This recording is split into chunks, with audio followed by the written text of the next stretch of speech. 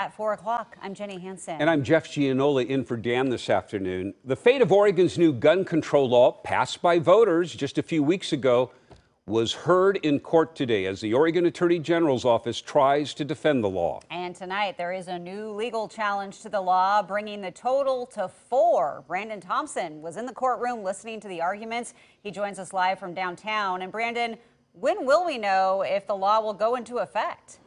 Well, the law is scheduled to go into effect on Thursday of next week, but the judge said today she could decide to put it on a temporary hold by Monday or Tuesday of next week. And this law brings a new legal challenge to the Second Amendment, so it could be weeks, months, or even years before the actual fate of the measure is decided. The court heard 2 of the 4 lawsuits today dealing specifically with Measure 114's 10-round magazine limit. A case from New York the Supreme Court ruled on earlier this year makes the case tougher for 114 because if a regulation was not around in the 1790s, then it cannot exist today, is what the court ruled on that case. The groups bringing the lawsuit argue magazine limits did not exist then and therefore should not exist today. They cite self-defense, hunting, or target shooting as reasons that infringe on someone's Second Amendment rights.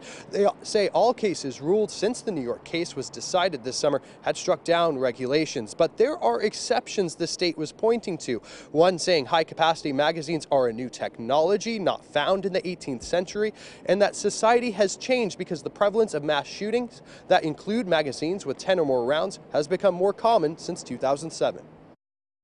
The Second Amendment is not an absolute right.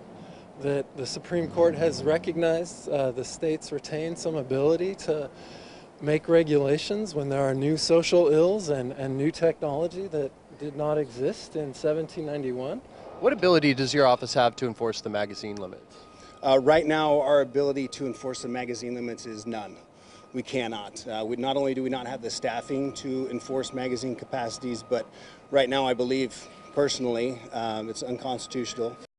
The issue of permitting was not debated much today, though that's the focus of the 2 other lawsuits. The state claimed people will be able to apply for permits by the time this law goes into effect on December 8th next week.